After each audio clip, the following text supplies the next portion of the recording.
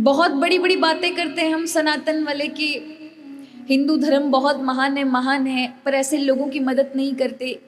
इन जगहों पर जाकर मिशनरियां मदद करती हैं उनकी, उन्हें दवाइयाँ देंगी, बीमार है तो वस्त्र देंगे, पढ़ाएंगे, अच्छी शिक्षा देंगे, वो कन्वर्ट हो जाएंगे।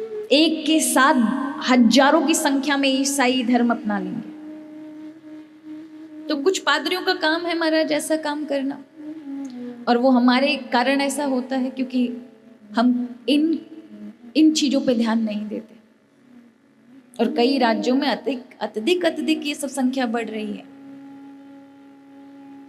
सोचनीय विषय है। वैसे तो मेरा किसी के साथ कोई विरोध नहीं है, पर भगवान के मार्ग में महाराज जो अपनी जगह खुश है, धर्म कभी भी ये नहीं कहता कि तुम इसमें कन्वर्ट हो जाओ तो उसमें सुखी होंगे। आप जहां हैं वहां से प्रभु की प्राप्ति कर सकते, कुछ विशेष करने की जरूरत नहीं, क्योंकि प्रभु तो प्राप्ति ही है, बस ज्ञान होना बाकी है, सही मार्ग का पता होना चाहिए।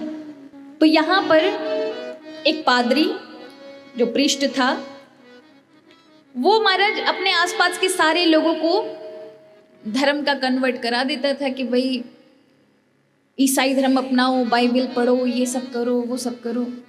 उसने लगभग अपने क्षेत्र का पूरा हिस्सा जो था वो ईसाई बना दी। एक दिन उसने सुना कि पास के समुद्र में एक छोटा सा आइलैंड है, एक छोटा सा एक द्वीप है। वहां पे कुछ लोग रहते हैं जो पत्ते पहनते हैं, अनजानी भाषा बोलते हैं जिसको हम नहीं समझ सकते, और उनको ईश्वर की प्रार्थना करना भी नहीं आता, ईश्वर का पूजा करना भी नहीं आता है, तो हम उनको सिखा के आएंगे। तो वो प्रीस्ट क्या करता है, वो पादरी महाराज 50-100 लोगों को साथ में लेके जाता है, एक बोट पे बैठ करके, एक नाव में बैठ करके। अब वहां जाता है तो वो आदिवासी जो थे बेचारे द्वीप में रहने वाले, वो बहुत खुश थे, मतलब बहुत ज्यादा खुश, क्योंकि भोले भाले, कुछ पता नहीं है, बहुत खुश हैं। बस वही पत्ते पहनकर उनको सब आनंद मिलता है, जो कुछ मिल जाए उसी में खुश हैं। उन्होंने देखा खुश तो हैं पर फिर भी कमी, क्योंकि ईसाई नहीं है, इनको ईसाई बना दो तब ये सही दिशा पे होंगे। उन्होंने देखा उनके पास प्रार्थना भी नहीं है, प्रार्थना भी ऐसे जिसको कोई समझ नहीं है, उसमें कोई ईश्वर नहीं है, उल्टी सीधी प्रार्थना कर रहे हैं। तो उन्होंने इकट्ठा किया कि तुमको ये किसने सिखाया, क्या तुमको नहीं पता कि ईश्वर की प्रार्थना कैसे करते। उनमें से एक आध कोई व्यक्ति था समझदार, वो इशारे से समझ के कहता कि हमारे पास 3 साधु हैं जो हमको सिखाते पढ़ाते हैं। तो उन्होंने कहा देखो इतने लोग हैं, इनको कैसे ही सिखाएंगे, एक काम करते हैं उन 3 साधुओं को पकड़ते हैं, उन 3 साधुओं को पकड़ेंगे, उनको सिखाएंगे, वो इन सबको सिखा देंगे।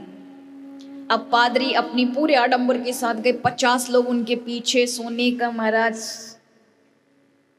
मुकुट लगा के, हाथ में सोने की छड़ी लेकर के 50-100 लोगों के साथ। अब उन्होंने देखा कि समुद्र के किनारे रेत पर पत्ते पहन करके धूल मिट्टी से सने हुए 3, जिनको देखने में लग भी नहीं रहा कि साधु संत हैं, ऐसे बावरे भोले भाले से 3 संत बैठे हैं।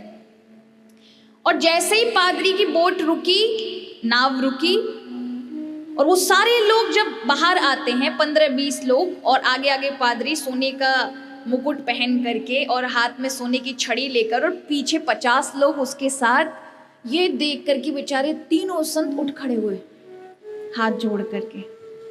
उनको लगा न जाने कौन सा फरिश्ता आ गया। अब वो प्रणाम करते हैं। उन्होंने कहा, पादरी कहते हैं कि तुमने ये जो गलत सलत इन लोगों को, भोले भालों को तुमने गलत शिक्षा दी है, तुमको पता है इनको क्या तुम्हें देना चाहिए। उन्होंने कहा हमको तो कुछ नहीं आता, आप बता दो। उन्होंने कहा क्या तुम बाइबल को जानते हो। बेचारे भोले भाले, उन्होंने कहा क्या कुछ खाने की चीज है क्या। बोले खाने की चीज नहीं है, तुम्हें स्वर्ग पहुंचा देगी। उन्होंने कहा हम तो नहीं जानते। तो उन्होंने कहा हम सिखाएंगे, तुम इन सब लोगों को सिखाना।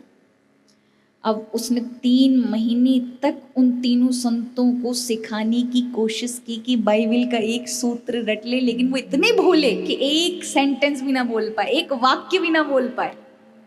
3 महीने के बाद उन लोगों ने कहा कि मेहनत तो खराब जा रही है, एक काम करते हैं, सिर्फ इतना ही रटा देते हैं कि भगवान से सिर्फ इतनी प्रार्थना करो, हे भगवान हमको बचाओ, हमको रोटी दो, आपका धन्यवाद।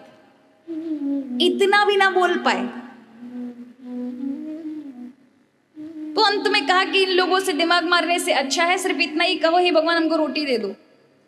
उन 3 साधु संतों को बताया, सिखाया, उनमें से 1-2 को आ गया, हे भगवान हमको रोटी दे दो। अब जैसे ही पादरी ने कहा किन बेवकूफ लोगों के चक्कर में फंस गया, यहाँ से निकलना चाहिए, अपने लोगों को लेके जैसे ही नाव की ओर गया, तुरंत वो 3 संत दौड़ करके आते हैं, अरे गुरुजी हमको वो सिखाओ जो अभी आपने बताया था। क्या बताया था आपने? हम तो भूल गए फिर से। तो फिर यहाँ पर वो कहते कि मैंने तो सिर्फ इतना ही बताया कि भगवान रोटी दे दो, बस इतना ही। ठीक है। और जैसे ही वो नाव लेकर के समुद्र की ओर जाते हैं तो थोड़ी देर में क्या देखते हैं, अंधेरा हो चुका है, बहुत तेज लाइट चली आ रही, बहुत तेज रोशनी। पादरी और वो सब खड़े हो जाते हैं, ये क्या हुआ, ये समुद्र के बीचों बीच इतना प्रकाश कैसे, देखो ये क्या हो रहा है। तभी देखा वो 3 संत भागे चले आ रहे हैं, गुरुजी हम भूल गए तुमने क्या बताया था। और वो देखा कि वो पानी पे चले आ रहे हैं, दौड़ रहे हैं, उनको खुद होश नहीं है कि वो जमीन पे चल रहे हैं या समुद्र पे चल रहे हैं।